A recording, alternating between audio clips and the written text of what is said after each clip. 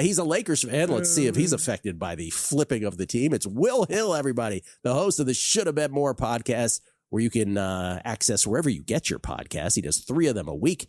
And as everybody learned last week at Bet Bash, his arms are bigger than yours. Will, good morning. Boys, what's going on? Yeah, what a surprising bit of news that is. It's nice a year and you just pick up $2.5 billion. That's a nice little scoop. I did see Walter, I guess, reportedly had a stroke not too long ago, so maybe that's related to it, where he just wants less off of his plate. Yeah, I know some people a little snarky on Twitter saying, "Wow, you can't sign these guys for $70 million and defer 69 of it like you do in Major League Baseball." So they just got out when it was too tough, but. We'll see here. That is very, very surprising news, to say the least. Health issues will obviously change your plans. That's for sure. All right, Will. Let's start with Major League Baseball. You have jumped on the Tigers as well in a certain way. How are you playing them? First off, I like them today. I think this is a playable number at home with Valdez on the mound against Foster Griffin. Little negative regression, I think, in the cards here for Griffin, who was traded over from the Nationals a couple of weeks ago at the deadline. And just playing the hot hand, the better lineup. I think the pitching match is a bit of a wash. I'm going to play Detroit here today for the game. And boy, I think they're getting in the playoffs. Now, do you want to go plus 250 division? You've certainly missed some much larger, some much fatter prices. But you know what? You got to play the ball where it lies. It's you're also a few games closer than you've been. And that was something you and I were texting about last week. Odds to get the 6th seed. I kind of like Baltimore 8-1. You said, man, if I had to bet anything, I'd bet Detroit at 14-1. That 14 is no longer there. It's still plus 800. If you think Yankees and the Red Sox, pencil them in at 4-5. The 6th spot is where the last wild card. I mean, the 6th spot is always where the last wild card comes from, but that's the spot that's open. Detroit at plus 800. I think that's, again, you've missed the best numbers, but got to play it where it lies. I don't think that's a bad bet, but I think plus 155 to make the playoffs, where you're still getting plus money and you don't pick the wrong one. Well, I picked them to win the division. They got the wild card or vice versa. So I think you could play around with the numbers and find the bet you like, but I'll just call it plus 155 to make the playoffs. I think they're getting in. That lineup was not affected by the Skubal and Mize trade. And you've got Framber Valdez, you've got Troy Melton, and you've got Jackson Jobe, who was a 3rd or 4th pick in the draft. They still got plenty of talent. Those other teams do not scare me at all. The White Sox, you just keep waiting for that other shoe to drop. They have not played great the last couple of weeks. So I think it's going to be Detroit, and I wouldn't be surprised if they won the division. Yeah, I said those words exactly when I was talking about them for August, which is didn't Skubal trade or Mize or whatever doesn't affect their expected weighted on-base offense, which is 5th in all of baseball. The fact that they have a plus, I'll say it again, it's just incredible, a plus 89 run differential. Insane. Is insane. 1 game below 500. And what that means essentially is that they ought to be, something like 10 games above 500. Like that's really the type of baseball team they are. Now, part of that 10 above had to do with Skubal and Mize, but you get the idea. It's a far better baseball team than was reflected in their record. And that obviously informs many of these bets as well. Your Yankees. This is, again, we're talking to a guy who is let's give you the Will Hill resume. Oh, come on. He's a Yankees fan. He's a Lakers fan. And then just to throw us off a little, instead of being a Cowboys fan, he's like, okay, I'll be a Vikings fan. Maybe it'll take him off the scent. Well, quarterback news. Oh, yes. We'll get to that. Your Yankees against the Mariners tonight. Yankees are a pretty small favorite. You playing them? I like the under 8.5 here. I don't think you can go wrong here until the Yankees get back on track or just back healthier offensively, playing the unders, because it's a good pitching staff. It's a good bullpen, even though you look at the numbers, it's one of the better bullpens in baseball. It doesn't feel like that. It doesn't feel like when Boone goes to the bullpen, you got many guys as a Yankee fan that you trust or you like. Duvall was a disaster. Thanks for him, Gilly, by the way. We got him out of there. You're very welcome. Bednar's been pretty good. There's not many guys you trust, but Mariners can't really hit either. So Yankees, a neuter lineup. And I actually like the new look lineup with Lombard, Spencer Jones. There's a little more life, a little more youth. Anytime you bring up a young player, especially one that's athletic with some speed, it gives your team a little jolt. But man, getting to 4 or 5 runs for them is an absolute chore. And they got good pitching. Mariners can't hit. So under 8.5, I think unders on Yankees until further notice is probably a good way to play it. So I'm playing the under 8.5 here tonight. But you agree with the premise, though, that once they are at full strength, and specifically with Judge, aren't they the best team in the American League, though, at that point? Especially in the playoffs where you can throw somebody into the bullpen like Warren. Yes, but that doesn't mean, they are the favorite by the betting odds. First off, just penciling Judge in. All right, let's say he's back. He's been out a while. It's going to sound like, it sounds like they're going to have to really thread the needle of not bringing him back too soon and getting re-injured, but having enough rehab time and ramp up time. Remember, he hasn't been doing much. He hasn't been cleared for activity. So I don't know if he's like lifting weights, swinging a bat. To just expect him to just start hitting 100 miles an hour fastball in the bleachers like we expect Aaron Judge to, that's delicate. And they're probably going to have to go through the wild card round, the best 2 out of 3. So all of those obstacles, I would say I'm certainly not betting on them at that price, but that's a loaded team with Schlittler, Fried, and Cole, and a healthy version of that lineup. That's the best team. But those obstacles that I mentioned are real. Yeah, they are. But let's put it this way. So I know I said before, so the Tigers, again, based on PyFag, run differential, in other words, plus 89, the best in the American League. I said that they should be 10 games above 500. That's not what I spoke incorrectly. They should be 10 games better than they are, which means that they should be 19 games above 500, right? Instead of 59 and 60, they should be 69 and 50. Like, that's how good the Tigers ought to be. And that's exactly the record that the Yankees ought to be, which is almost exactly what the Yankees record actually is. The difference is, you just pointed out, I still can't get past that starting pitching difference now without Skubal and without Mize would be, as you said, Fried, Schlittler, I don't know, Cole, maybe even Rodon, but those guys against piecing together Job, Melton, and Framber Valdez. Like, that ultimately becomes the difference. So it's fun, though, because that's what makes baseball great. A team that completely is what they ought to be, waiting for reinforcements, than another team that is far worse than they ought to be in the Tigers. You have one more. I'm sorry, go ahead. No, I was going to say it could be a rematch, the 4-5 of last year. Yankees, Red Sox, best 2 out of 3. Remember, in the best 2 out of 3, they don't flip home fields. It's one team. It's the higher seed, gets all 3 games if necessary at home. And right now, Yankees is the 4, Red Sox is the 5. It's very possible. That would be a lot of fun there, late September, early October, whenever that starts. But yes, I do have one more baseball play. Look, I love what the Cubs did. I love what the Cubs did at the deadline. They can hit, they can field. They just needed some pitching, and they got it. I think those guys they got fit like a glove. Kevin Gausman. I know Holmes was bad his first start, and he got roughed up, but those are guys that keep the ball on the ground. Gausman, there's a little positive regression in his numbers, I think, coming. Zephyr Hahn, the reliever from the Angels. Garrett, I think, was a nice little lottery ticket from the Marlins. He's got ability. 15-1 to be the 1 seed. They're only 4 back in Milwaukee. They play Milwaukee 7 times between now and September 9th. I think the Cubs are live here. That's a really good team, a really dangerous team, and good on both sides of the ball. I love the bet. I'm smiling because my instinct is this has all the makings of a Willie special where it's a great bet that ends up like a game shy in the end. That's what wouldn't be the first or last time. Wouldn't be the first or last.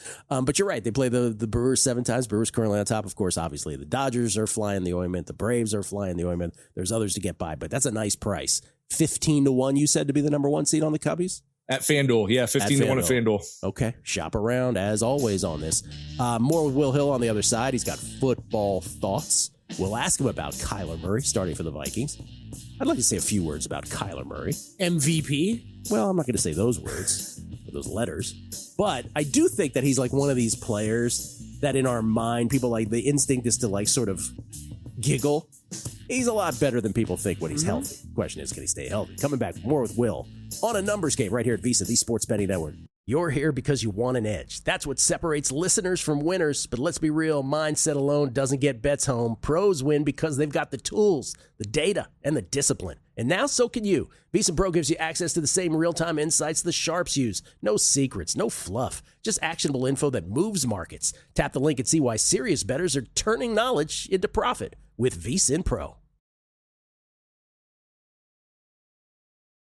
Paul Sporer joins us now, courtesy of the Progressive Guest Line. He is coming to us from Austin, Texas, but at his heart, he is a Detroit guy, Detroit Tigers fan, first and foremost. You can follow him on Twitter at Sporer. He works at Fangraphs, host of the Sleeper of the Bus podcast. Paulie, good morning. Good morning, and it is the substation. Just can't see any way it's not, but we don't have to delve into that. I'm here for baseball. That's right. Wow, substation gaining traction this morning. All right, you called this. Tigers a half game out of the wild card, the third wild card, 2.5 out of the division. They're doing this, aren't they? They're doing this. Maybe, Gil, but you know what? Their bullpen still sucks. So I'm pretty angry if I'm being real. Yeah, it does. Like it's such a fraudulent run here that I get excited about in the moment each night. Like I had a blast last night watching. And as I'm kind of coming down from it, watching some West Coast games, I get pissed again because that bullpen sucks and Kenley's terrible. I'm sorry. Like he's just not a closer for a playoff team anymore. And they have no bridge to him. I'll tell you what, if they had a bridge to him and then they just kind of had the old man closing, we've seen this with teams before, right? Their best relievers are the 6th, 7th, 8th guys because that's when the game is won and lost generally. And then they have somebody who can kind of maintain the 9th. If that's what they had, great. But they got a bridge that's on fire, missing every other step to a guy that is broken down. Like, I'm sorry. The way he was spraying the ball last night, I thought we were losing that game 1,000,000%. There was no doubt in my mind with the meltdowns that he's had this year that the Tigers were going to lose. They didn't. But that's the thing. Like, okay, you're going to trade Skubal and Mize. We talk about how I work for the game called Out of the Park Baseball. It's a baseball simulator where you can play general manager. And those are some moves that I probably would have done managing a team, trading Skubal and Mize to get something for next year, being kind of the no feeling sort of guy, in the simulator there. But you know what else I would have done? I'd have gotten some bullpen pieces, check the waiver wire, go pick up something, dude. So, I got some love for Scott Harris, but I got some anger, and it really comes down to that bullpen. Tigers look great. They're playing very well. They might get this because the Central isn't great and the AL's been a crapshoot all year. But push come to shove in the playoffs, I just don't see it with the way this bullpen is. I agree with you about that. I totally agree with you about that. I think they're the opposite of the Red Sox. The Red Sox to me are, if they sneak in, tough out. They're major dangerous. Yep. Tigers, if they sneak in, not a tough out to me. I can't see it. Yeah, for many of the reasons you stated. Now, but I just need I just needed the last 20 more days, Paul. That's all I need for the Tigers. Right. And I will give one little thing on the if we sneak in. And I'm a wee guy, so cry about it, folks. I don't care. I'm not on the payroll. I'm not on the team. Shut up. If we sneak in, they will strengthen the bullpen by cutting down the rotation. And that will help. It won't fix everything, but it will help. Like if a Jackson Jobe is coming out of the bullpen because they don't want to push his innings too far and everything. Okay. You could see maybe a little something, but I'm with you. Someone like the Red Sox, I'd be much more excited about going into the playoffs than I am my beloved Tigers. Jackson Jobe hitting triple digits on the gun in his return from Tommy John. But like guys like Melton, it's such a house of cards, right? Like it's just, if you look at the fan graphs. Whoa. We disagree on Melton. Some of those underlying numbers are due for some regression. So I'm just hoping it lasts. Easy on my ace there, killer. That's my guy. I truly believe that he is a future ace. But I say future because I agree. Not fully formed yet, but you got to go look at the game log scale. He started off a little bit slow. And I know what you're talking about with like the BABIP. The BABIP is like my weight. Right now, he's running like a 150, 60 BABIP or something. And that will go up. 100%. Totally agree. Tigers defense has been playing a lot better over the last couple months, though. That doesn't sustain a sub 200 BABIP. I agree with you there. But the core skills, the strikeouts and walks, have greatly improved as Melton's season has gone. And even when the strikeouts weren't there, he was going 6-7 innings a pop. So he was kind of making up for it with volume and making sure that they didn't have to get into that terrible bullpen. I'm just totally in the bag for Melton. I truly believe he's a future one. So I had to push back on you a little bit there. But I'm with you on the BABIP. I'll give you the BABIP. If you had to make a bet then on your Tigers, what's the bet? Make playoffs plus 155, win division plus 270. What's the best bet on them? I think I'd go for the division at that point, right? If you think they're going to make the playoffs, just go for the bigger number at the division there and kind of go for that. Don't get too caught up in anything with pennant or World Series. Cause like I said, I really can't see it. You never know when you get in October. I understand. But no, division odds is probably where I'd look if I were going to go on the Tigers. What team is the most disappointing in all of baseball? And can the Mariners turn it around? Thank you. Because I mean, you know me too well. Like it's a 1,000,000,000% them. I don't know, man. I've been buying in on them for years now, as I believe you have too, seeing this talent and thinking that they could really make a gigantic run. And they're either running in place or backsliding, as we've seen now recently here. And I just don't really get it. I think when we look at some of the other teams that have disappointed this year, we can kind of see the reasoning. When I look at them, I still don't really get it. Okay, Cal, sure. One player does not a team make, though. So even if you just kind of like plenty of teams that are doing well this year have a big failure somewhere or another. Look at the Yankees still hanging around and being competitive. And they have the worst offense in baseball. Well, actually second worst. You know who's worst? Seattle. Since June 1st when Judge went out. So I don't know, man. Like I don't know that they can. They have the talent, but I don't know what the heck is going on with them in Seattle. I'm starting to lose my faith after kind of being on their train for the last, like I said, several years at this point. Who wins the American League pennant in the end? Probably a healthy Yankees, but so that's a little bit of a cop out because I don't know, is Judge going to be healthy and all that, because that pitching is awesome. The offense absolutely stinks out loud right now, but it's because they're hobbled. If they Judge and company come back, that totally flips on a dime. So I have to go with the Yankees as the favorite right now. I love that Red Sox team, though. You brought them up earlier about if they get in, they're hot. I still really do like them, but I would go healthy Yankees. And are we just ignoring the Rays? Is that bad of us to do in the end? Or you don't buy it? It is and it isn't, because they're kind of like Milwaukee, where their stuff doesn't necessarily track in the playoffs, because I think they're more built for the long haul. They don't have a lot of power. The pitching can help, but can they score in the playoffs? I'm not sure they can. Paul, love you. Thank you so much. Paul Sporer, everybody. Thanks, guys. Take care, guys. Nick Whalen joins us, the co-host of Prop Points. Jeff Erickson, Nick Whalen, every day after the show. And Kelly, you were saying off air what professionals these two guys are. They're just as far as the interVCN communications go, yes, Nick Whalen and Jeff Erickson just make it about as smooth and easy as possible. As far as getting them on the show, what they bring to the show, just pros. Love working with pros. Without further ado, because the previous ado wasn't enough, Nick Whalen joins us now. At Whalen, substitute the letter L with the number 1 on Twitter. Nick, good morning. Kelly, appreciate the kind words, man. You know, Jeff and I, we're hard hat guys. We're lunch pail guys. You know, we're just trying to pick up 3 yards every down, move the chains, not trying to do anything fancy, but appreciate the plug. Appreciate you guys having me back on the show. And I wish there was some NBA that we could talk about, guys. But the big news this week is, I guess, the schedule release, which we kind of already know the NBA schedule. Doesn't really have the same fanfare as the NFL. But we're getting closer, Kelly, to be able to justify talking a little bit more NBA on these airwaves. I made Gil sit through 8 minutes of most improved player conversation 2 days ago. I don't know what you're talking about. Okay. Nick. Yeah. It was riveting. I'm battling with Michael Cohen every day trying to get NBA on our show. Riveting. No, it was great, actually. It's an interesting market right now. You not to make fun of you. You do have a little bit of NBA scheduling fever. What did you like so much about it? Did you notice anything?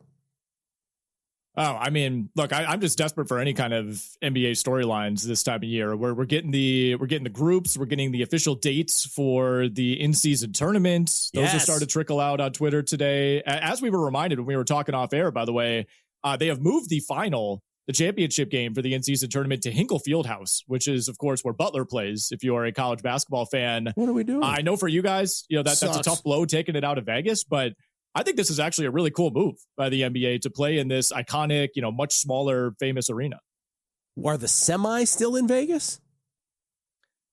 I believe so. Okay. I'm going to have to do some research on that. I know for sure the championship game is at Hinkle. Well, as you know, it is a long... There's no way, right? They got to be playing those at home stadium. Yeah, I was going to say they're going to do the semis here and then move it out of Vegas. That would be quite the trip. It is a long-standing a numbers game tradition that I take the entire crew to the finals of the NBA Cup. I mean, this has been going on for how many years now, Kelly, that we've done this? 1 year. I mean, that's enough. Okay, confirmed. Semifinals at home teams' arenas and then going to Butler for the championship. Okay. So no Vegas. No Vegas. Okay. What it sucks. It's a great venue. Sorry, crew. I guess it's Texas Roadhouse or bust from now on. That's it. That's all we get. Nick, let's go to the National Football League. We were talking about, we did a whole segment. We're just riffing through different training camp developments. What has caught your attention? Well, there was a note that just came through like 5 minutes ago, guys, that Emeka Egbuka limped off the field at Buccaneers practice earlier today. Still kind of waiting on reports as to exactly what happened. Sounded like he got, quote, rolled up on while taking an end around. You never want to get rolled up on. Certainly not during training camp heading into the preseason. So that is certainly something to monitor. I've talked a lot in our show about just the black box that is the NFC South. I still think Tampa Bay is probably the highest floor team. I think if I had to bet a team to win that division, it would be the Buccaneers, but obviously you don't feel great about it. And, looking at this through a fantasy lens, I would say no wide receiver has really risen over the last few months in the way that Emeka Egbuka has. So if you are a fantasy player, that is something now to keep a very close eye on. Outside of that, we get 6 preseason games tomorrow night. And it does feel like, on paper at least, we're going to see more starters than we typically would. Matt LaFleur said the Packers are going to play starters for at least a series or two. So I'm very excited to see what this revamped, or at least consolidated, wide receiver room looks like for Green Bay, especially Matthew Golden. I think we'll see a lot of Marshawn Lloyd, who has basically been injured for the first 2 years of his career. So we'll get kind of our first extended look at him tomorrow night. And then all eyes, of course, will be on Cardinals Raiders, where we'll see Fernando Mendoza. Yes. I don't know if he's going to start the game, but it sounds like they're going to try to get him a series or two with some starters. And then the debut of Jeremiah Love, who is currently the odds-on favorite for Rookie of the Year. Speaking of awards, you have some thoughts on Offensive Player of the Year. I think we talked about Offensive Rookie of the Year potentially, but Offensive Player of the Year is also completely wide open. But I think you could argue that, maybe I'm just being a prisoner in the moment, but like the skill position talent right now at the top of the league feels as deep as it's been in terms of the number of star running backs, the number of star receivers that you would put in that category. I think you could even, suggest that Brock Bowers perhaps has a seat at the table in the Offensive Player of the Year conversation. And what makes some of this difficult is that, I would love to bet Jahmyr Gibbs at 6-1. I also think Amon-Ra St. Brown is a relatively safe bet because of how high the floor is every year. But those guys, of course, play in the same offense. You guys know I love Jared Goff as a late round fantasy quarterback this year. So it'll be interesting to see kind of where that credit ends up being doled out within some of these offenses. But if you look a little bit further down the board, Jonathan Taylor at 22-1 is a player I like. I think that's a reasonable value. I think the Colts probably need him to be elite, maybe more so than some of these other teams need their running back to be elite, with the exception of Bijan Robinson. But a lot of changes for the Colts, a lot of questions as far as what Daniel Jones is going to look like to begin the year. And I mean, we forget Jonathan Taylor was on the fringes of the MVP conversation 3/4 of the way through last season. Now, I think we know he's probably not going to win it because he's a running back, but if he can recapture, that same form that we saw early last season, I think 22-1 is a pretty reasonable value. You mentioned Jeremiah Love as the favorite in Offensive Rookie of the Year. You have some deeper cuts that you like, deeper album cuts that you like there more so? Yeah, I just think this is a really interesting race because much like last year, I don't think it's going to take a historic season by any of these rookies to win the award. You don't have to be Jamar Chase or Odell Beckham or Saquon Barkley hitting the ground running and pushing for All-Pro right away. I mean, we saw Ted McMillan win the award last year, and he had to scratch a claw's way just to break 1,000 yards. So the issue is that we have a lot of talent, but starting with Jeremiah Love in Arizona, and especially a lot of these receivers that we saw in round 1 and round 2, a lot of that elite rookie talent is concentrated on bad teams or teams with bad quarterback play. So it's like you want to love Carnell Tate, you want to love someone like Jordan Tyson, but reasonably, you would still have questions about Cam Ward and Tyler Shuck.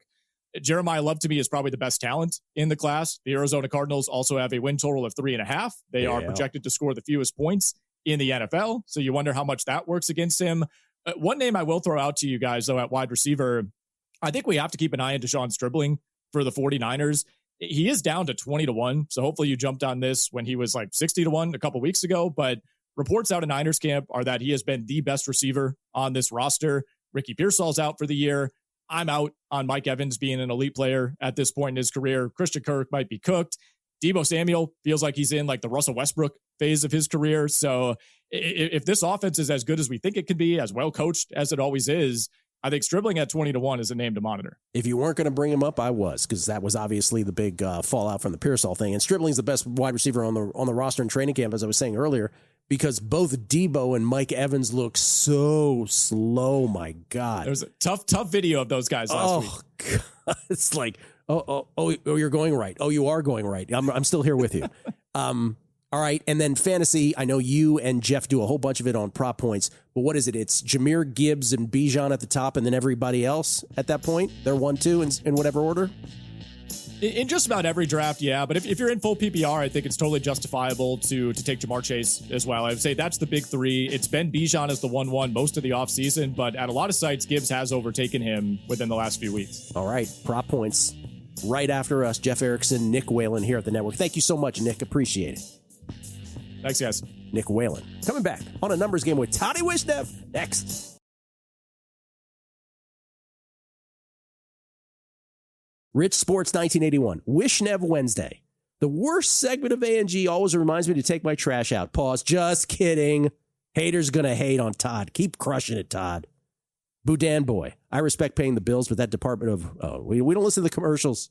Also, I don't know what that. Yeah, I saw your tweet. I don't. We don't know. We don't hear the commercials. Programming the commercials depending on where you're listening. Ace de Cardano. Which panelist was the motherless "See you next Tuesday" lying about and taking shots at Todd? Completely unacceptable. Todd is a nice, brilliant guy who is crushing and helping people. I'm telling you, from yesterday, from the segment I did yesterday on it till now, nothing but nonstop support for Toddy Wishnev. I don't even know if he went and listened to it. It is the great Todd Wishnev, the star of Wishnev Wednesdays in the flesh, courtesy of the Progressive Guest. Well, not in the flesh. That means he'd be here. But he's courtesy of the Progressive Guest line from Pittsburgh, PA.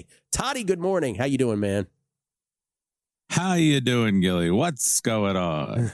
By the way, yes. I would say there's a fundamental misunderstanding in this whole discussion of whether you can get the number or not. Please. If you understand how in-game markets work, it is not like a pre-game market where, the game can be +5 and then all the sharps come in on the side and Dr. Bob releases and now it's +3. My friends, if you watch the in-game markets, they are based on the closing number and the algorithm. There is not that much difference between all the different books' in-game numbers out there. So for those who say that you only get a small percentage, it's just factually incorrect. Yes, it is. Now, I can't look at that many books myself. I only have like 3 or 4 books that I can still do this with. And those books are not that different. Once in a while, yeah. Okay. I do a lot of first half with like 8 minutes left in the first half, 12 minutes left in the first half college basketball betting.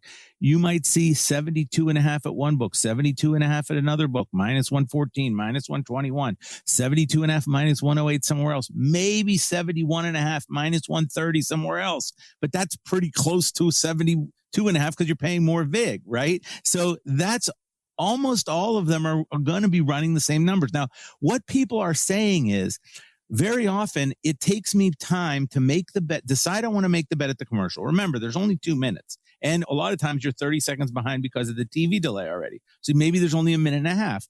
Now you've got to decide what to do. I've got to go make the bet. It may be at a kiosk. If I'm sitting at Rivers, that takes time. I got to come back, post the bet. Now, sometimes the game has just started or has gone 30 seconds by the time I get my post in. So let's say I say over 71.5 first half with 8 minutes to go. And the first possession is empty. Guess what? You're going to get better than 71.5. That's right. And if they hit a 3, in the first 10 seconds, you're going to get worse.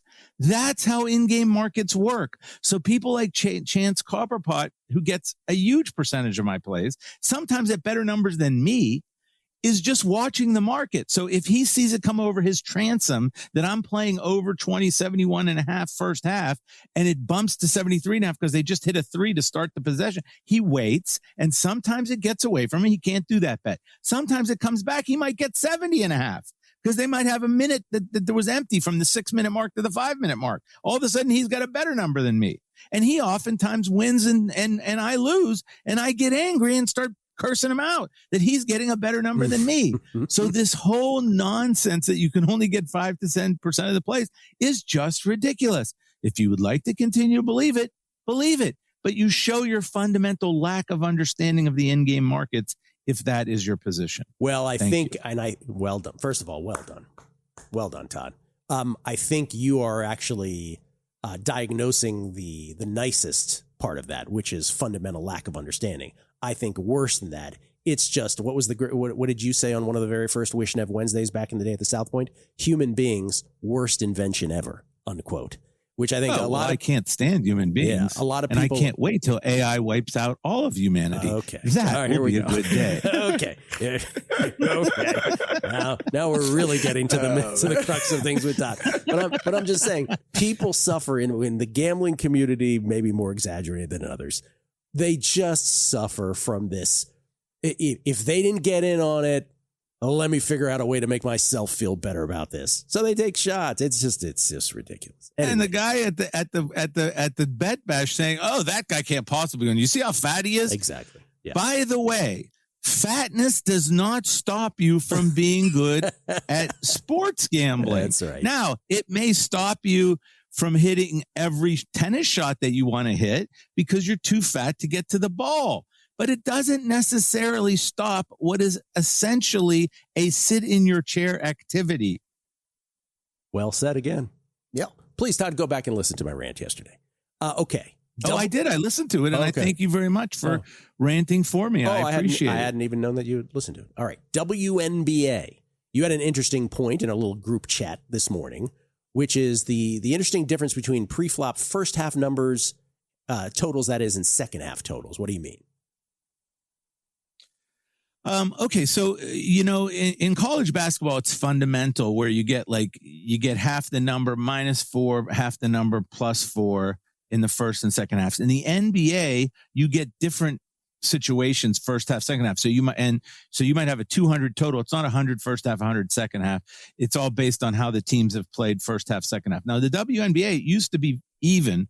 So if you had a 180 total, it'd be 90 first half, 90 second half, because there weren't that many opportunities at the end where there were going to be fouls because of the 24-second clock, et cetera, et cetera.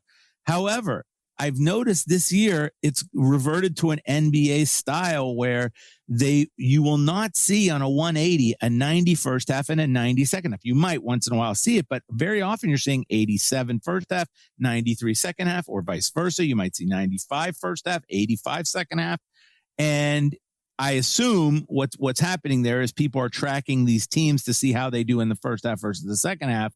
And that's why you're seeing these other numbers. Now, you can use, because it doesn't used to be like that. Like I've been betting WNBA for a number of years, even before Caitlin Clark came into the league. There was a league even before Caitlin Clark got in the WNBA. No. Get out of here. No one would believe it, but there actually was a league, and I used to bet it. And it was 90 in the first half, 90 in the second half on a 180. It is no longer that way.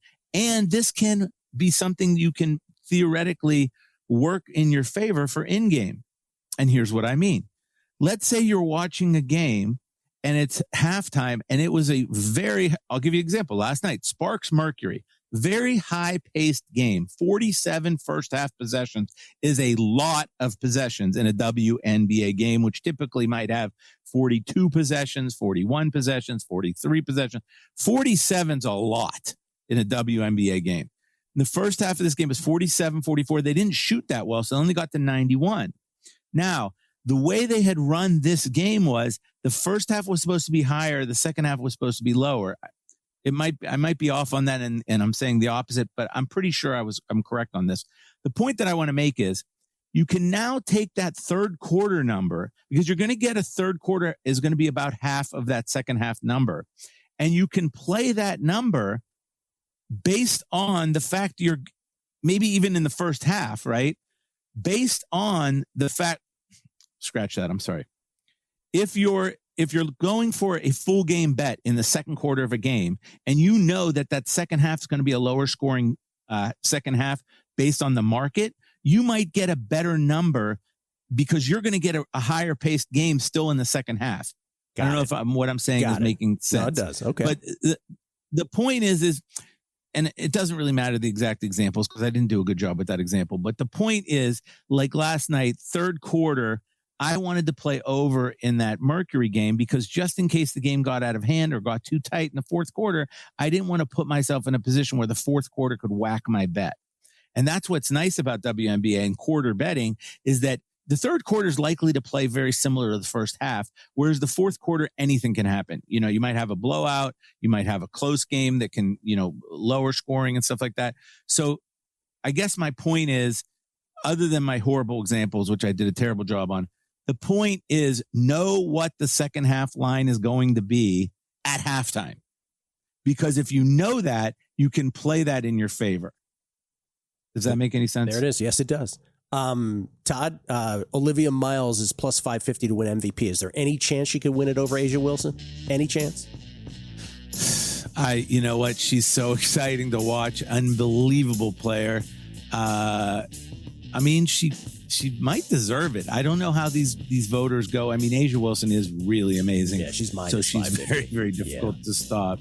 Todd wants Olivia Miles. It's a lot of fun. Todd wants AI to wipe out humanity. That's my takeaway. Thank you, Todd. Appreciate it.